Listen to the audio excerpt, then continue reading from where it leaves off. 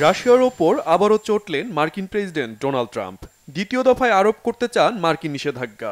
ইউক্রেনের মাটিতে রাশিয়ার ভয়াবহ হামলার পর রবিবার এমন কড়া হুঁশিয়ারি দেন ডোনাল্ড ট্রাম্প। তবে মার্কিন প্রেসিডেন্ট নিষেধাজ্ঞার বিষয়ে বিস্তারিত কিছু বলেননি। অবশ্য ট্রাম্প প্রশাসনের ট্রেজারি সেক্রেটারি স্কট বেসেন্ট বলেছেন, ইউক্রেন যুদ্ধের সমাপ্তি দেখতে হলে রাশিয়া এবং দেশটি থেকে তেল কিনছে এমন দেশগুলোর ওপর আরও শুল্ক আরোপ করতে হবে, আর এই দায়িত্ব কাঁধে নিতে হবে যুক্তরাষ্ট্র ও ইউরোপের দেশগুলোকে।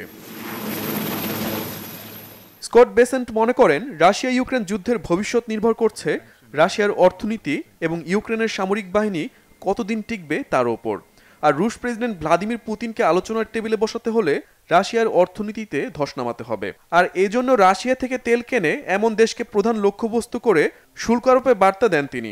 মার্কিন প্রেসিডেন্ট ডোনাল্ড ট্রাম্প বলছেন, প্রতি সপ্তাহে রাশিয়া ইউক্রেন যুদ্ধে অন্তত 7,000 সেনা নিহত হচ্ছে। এই যুদ্ধের সমাপ্তি টানতে ইউরোপীয় নেতাদের সাথে বৈঠক করবেন ডোনাল্ড ট্রাম্প। চলতি সপ্তাহে ওয়াশিংটনে এ বিষয়ে একটি বৈঠকের আয়োজন করতে যাচ্ছে মার্কিন প্রশাসন। সাম্প্রতিক সময়ে রাশিয়া থেকে তেল কেনায় যুক্তরাষ্ট্রের সাথে টানাপোড়েন সম্পর্ক চলছে ভারতের। 50% মার্কিন শুল্কের ঘানি টানছে ভারত। বিশ্লেষকদের মতে ট্রাম্প প্রশাসন আবারও শুল্ক আরোপের ইঙ্গিত ভারতের দিকেই দিচ্ছে।